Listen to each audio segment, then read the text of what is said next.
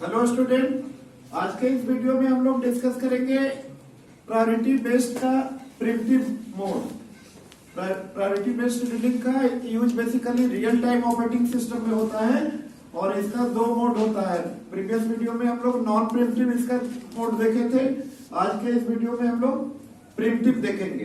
Primitive means की process आपका ready से रन में जाएगा, फिर रन से रेडी में आएगा। मतलब कि प्रिमिटिव में आपका कॉन्टेक्स्ट स्विच होता है और नॉन प्रिमिटिव में कोई कॉन्टेक्स्ट स्विच नहीं होता है। तो अब इस प्रिमिटिव मोड को हम लोग एक न्यूमेरिकल प्रॉब्लम के जरिए समझते हैं।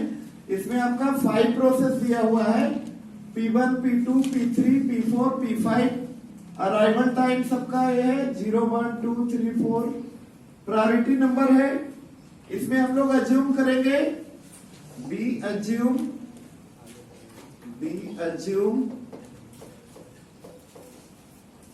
Higher number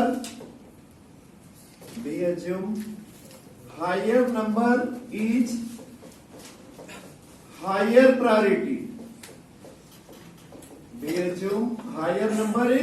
priority. हम लोग ये भी अज्यूम कर सकते हैं lower number is higher priority. या एग्जाम में जब क्वेश्चन पूछा जाएगा तो उसमें मेंशन किया होगा कि higher number is higher priority और lower number is higher priority. But इस क्वेश्चन को सॉल्व करने के लिए हम लोग अज्यूम किए हैं higher number is higher priority. तो सबसे हाई प्रायोरिटी का प्रोसेस हमारा, देखिए सबसे हायर नंबर किसका है, P4 का है। तो सबसे हाई प्रायोरिटी का प्रोसेस है हमारा P4 एंड सबसे लो प्रायोरिटी का प्रोसेस है P5, जिसका सबसे लोएस्ट नंबर है उसको मानेंगे लोअर प्रायोरिटी का प्रोसेस। तो सबसे लो प्रायोरिटी का प्रोसेस है P5। अब 1 बाय 1 हम लोग इसको शेड्यूल करेंगे और इसमें 2-3 पॉइंट पे कंसीडर करना होगा आप लोग को कि जब तक कि सारा प्रोसेस रेडी क्यू में ना आ जाए। यहाँ पे हम लोग रेडी क्यू के लिए बना दिए हैं बॉक्स। जब तक कि सारा प्रोसेस रेडी क्यू में ना आ जाए तब तक रेडी क्यू में जो भी प्रोसेस आया हुआ होगा उसको सिंगल यूनिट टाइम के लिए शेड्यूल करेंगे हम लोग, जैसा कि SRTF शेड्यूलिंग में करते थे। बट SRTF में उसको चेक करते थे बर्स्ट टाइम। यहाँ पे आपका क्राइटेरिया क्या है, प्रायोरिटी। यहाँ पे प्रायोरिटी चेक करेंगे, जिस प्रोसेस का हायर नंबर होगा उसको शेड्यूल फर्स्ट करेंगे हम लोग। तो अब देखते हैं 0 टाइम से स्टार्ट करेंगे। 0 टाइम पे आपका प्रोसेस जो आया है रेडी क्यू में वो P1 आया है। 0 टाइम पे P1 आया है और कोई भी प्रोसेस नहीं है, अकेला P1 प्रोसेस है आपका रेडी क्यू में। तो हम लोग को ये देखना ही नहीं है कि किस प्रोसेस का प्रायोरिटी हाई है या किसका लो है। एक 1 यूनिट टाइम के लिए हम लोग 0 to 1 P1 को शेड्यूल कर देंगे, 0 to 1। तीसरा, आपको यहाँ पे ईच टाइम BT को कट करना है, माइनस करना है। जैसे P1 का BT जो है वो 6 है, बट यहाँ पे 1 यूनिट टाइम के लिए शेड्यूल हो चुका है, यानी 1 यूनिट के लिए एग्जीक्यूट हो चुका है। अपना जो बर्स्ट टाइम है 1 यूनिट कंप्लीट कर चुका है, तो रिमेनिंग BT अब 6 - 1 5 हो जाएगा। अब देखिए टाइम 1 रेडी क्यू में कौन आ गया, P2। तो 2 प्रोसेस हो गया P1 एंड P2। अब यहाँ पे हम लोग चेक करेंगे प्रायोरिटी नंबर। तो P1 का 7 है, P2 का 10 है। P1 से हाई प्रायोरिटी का प्रोसेस आपका कौन है, P2, क्योंकि इसका प्रायोरिटी नंबर 10 है और P1 का क्या है, 7। तो अब यहाँ पे P2 चलेगा। 1 से 2 यूनिट टाइम कौन चलेगा, P2। और at time 2 P3 also arrived in ready queue. Time 2 पे P3 भी आ गया रेडी क्यू में। अच्छा, एक चीज और, P2 कितना चला, 1 यूनिट टाइम। तो अब इसका रिमेनिंग BT हो गया 3। अब देखेंगे हम लोग P1 0 से 1 P1 था रन स्टेट में। 1 से 2 कौन आ गया, P2। इसी को बोलते हैं कॉन्टेक्स्ट स्विच। आपको ऑलरेडी बता चुके थे प्रिमिटिव में कॉन्टेक्स्ट स्विच होता है और नॉन प्रिमिटिव में कोई कॉन्टेक्स्ट स्विच नहीं होता है। यानी P1 रन में था, अभी पे P1 जो है रन से रेडी में भेजा गया और P2 को रेडी से रन में लाया गया। अब आपका रेडी क्यू में है P1, P2, P3। तो P1, P2 सबसे ज्यादा प्रायोरिटी अभी किसका है, P2 का है। तो अगेन 2 से 3 यूनिट टाइम के लिए P2 चलेगा, यानी यहाँ पे कॉन्टेक्ट स्विच नहीं हो रहा है, नो CS। 1 से 2 भी आपका P2 चला और 2 से 3 भी P2 चला, क्योंकि P2 का प्रायोरिटी आपका हाई था। अब देखिए एट टाइम 3 P4 भी रेडी क्यू में आ गया, P4 तो P1 P2 P3 P4 सबसे हाई प्रायोरिटी का प्रोसेस आपका कौन था? P4, जो कि रेडी क्यू में आ चुका है। तो अभी हम लोग P4 को चलाएंगे। कितना unit time? Single unit of time, क्योंकि सारा प्रोसेस नहीं आया है। आपको पता है कि जब तक कि सारा प्रोसेस, सारा कहने का मतलब 5 प्रोसेसर सिस्टम में हमारा, तो 5 प्रोसेस रेडी क्यू में नहीं आता है, तब तक सिंगल यूनिट टाइम के लिए चलाना है। तो 3 to 4 यहाँ पे कौन चलेगा? P4 चलेगा। P2 आपका 2 यूनिट चल चुका है, तो रिमेनिंग BT, टोटल BT 4 था, 2 यूनिट चल गया, रिमेनिंग BT आपका 2 हुआ। P4 आपका सिंगल यूनिट चला है अभी, रिमेनिंग BT कितना हो जाएगा? 2। At time 4 P5 also arrived in ready queue. अब सारा का सारा प्रोसेस हमारा रेडी क्यू में आ गया है।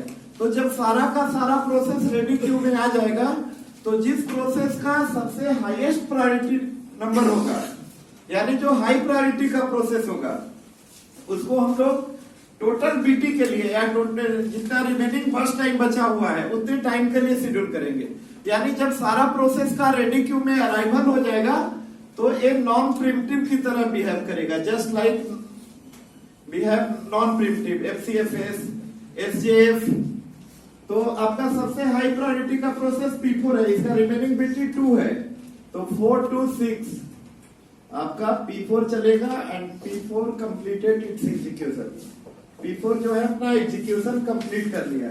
आफ्टर P4 सबसे हाई प्रायोरिटी का प्रोसेस है P2, क्योंकि इसका प्रायोरिटी नंबर 10 है, इसका रिमेनिंग BT भी 2 है, तो 6 to 8 आपका P2 चलेगा and P2 completed it's execution. अब P2 के बाद सबसे हाई प्रायोरिटी का प्रोसेस P3 है, क्योंकि इसका प्रायोरिटी नंबर 9 है एंड इसका BT आपका 5 है, एक भी यूनिट आपका P3 नहीं चला था। तो 8, 5, 13 तक आपका P3 चलेगा। P3 also gets executed and P3 के बाद आपका बचा P1 एंड P5। तो P1 का 7 है, P5 का 4 है, तो P5 सबसे लोएस्ट प्रायोरिटी का प्रोसेस था आपका P5। P1 का प्रायोरिटी नंबर आपका 7 है, तो P1 चलेगा 13, 5, 18 P1। अब P1 के बाद आपका एक प्रोसेस P1 कंप्लीट हो गया, P5 बचा लास्ट प्रोसेस, जिसका बर्स्ट टाइम 2 है, यानी 20 P5। All the process get schedule. अब हम लोग CT निकालते हैं, कंप्लीशन टाइम। तो completion time of P1 is 18, completion time of P1 is 18। Completion time of P2 is 8। Completion time of P3 13।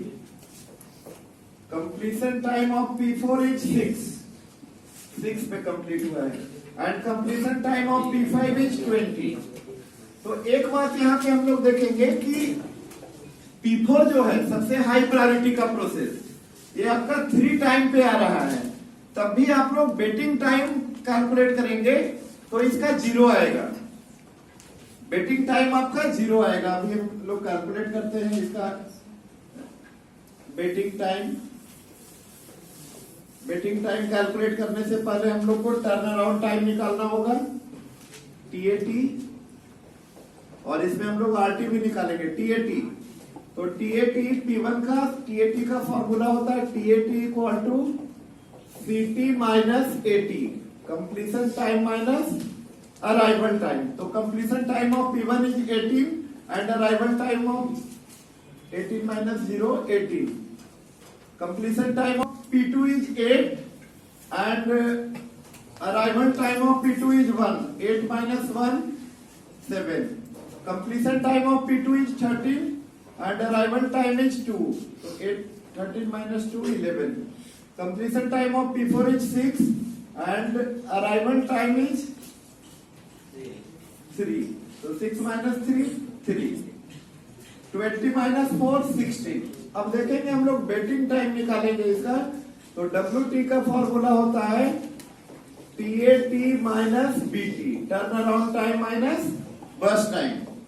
तो हम लोग P1 का निकालते हैं 18 माइनस 6, ये आप रिमेनिंग बीटी को नहीं माइनस करना है, जो ओरिजिनल बीटी है उसको माइनस करेंगे। तो 18 माइनस 6 12, 7 माइनस 4 3, 11 माइनस 5 6, 3 माइनस 3 0। यहाँ पे देखिए P4 डिले से आ रहा है, 3 पे आ रहा है, तब भी इसका बेटिंग टाइम आपका लेट से आने के बावजूद भी बेटिंग टाइम क्या आ रहा है 0, ड्यू टू हाई प्रायोरिटी, क्योंकि P4 का प्रायोरिटी आपका हाई है। तो हाई प्रायोरिटी का प्रोसेस को बिना वेट किए हुए रेडी से रन में भेजा जाएगा। इसीलिए इसका यूज होता है रियल टाइम ऑपरेटिंग सिस्टम में, क्योंकि रियल टाइम ऑपरेटिंग सिस्टम का फीचर होता है quick response, deadly system, minor delay can not be accepted. Hard real time में माइनर डिले को भी एक्सेप्ट नहीं किया जाता है, सॉफ्ट रियल टाइम में माइनर डिले को एक्सेप्ट किया जाता है, but hard real time operating system में माइनर डिले को एक्सेप्ट नहीं किया जाता है। P5 का turn around time 16 and 2 is it's burst time, तो 16 माइनस 2 14। ये हो गया आपका बेटिंग टाइम। अब देख लेते हैं हम लोग RT, रिस्पॉन्स टाइम। तो RT आप लोग कैलकुलेट कर लेंगे। RT का फॉर्मूला लिख देते हैं, first service time minus 80, first service time minus 80, first service time minus arrival time. आपका RT भी आपका P4 का 0 आएगा, बेटिंग टाइम और RT, बेटिंग टाइम भी 0 आएगा, रिस्पॉन्स टाइम भी 0 आएगा। और इसका क्योंकि इसका प्रायोरिटी क्या है 14 है, सबसे हाई प्रायोरिटी का प्रोसेस है। अच्छा एक बात और, सबसे ज्यादा बेटिंग टाइम जो आया है आप देखेंगे यहाँ पे, तो इसका आया है P5 का, क्योंकि इसका प्रायोरिटी सबसे लोएस्ट प्रायोरिटी का प्रोसेस है P5। तो आपको बताएंगे, जैसे हम लोग डिस्कस किए कि हर शेड्यूलिंग का कुछ ना कुछ ड्रॉबैक था, जैसे FCFS का था convoy effect. Priority based scheduling का एक ड्रॉबैक है, मेजर ड्रॉबैक, उसको बोलते हैं हम लोग स्टारवेशन। स्टारवेशन मीन्स क्या होता है, इसमें मेनली प्रायोरिटी बेस्ड में होता क्या है, हाई प्रायोरिटी का प्रोसेस सिस्टम में आते जाएगा और लो प्रायोरिटी का प्रोसेस आपका वेट करेगा। लो प्रायोरिटी का प्रोसेस को चांस तभी मिलेगा जब सिस्टम में कोई हाई प्रायोरिटी का प्रोसेस नहीं होगा। इसीलिए यहाँ पे सबसे ज्यादा बेटिंग टाइम आया है P5 का। P5 का बेटिंग टाइम 14 है एंड हाई प्रायोरिटी के प्रोसेस का बेटिंग टाइम क्या है 0। तो अगले वीडियो में हम लोग डिस्कस करेंगे स्टारवेशन को मोर डिटेल में एंड स्टारवेशन प्रॉब्लम को कैसे सॉर्ट आउट किया जाता है। Okay, thank you.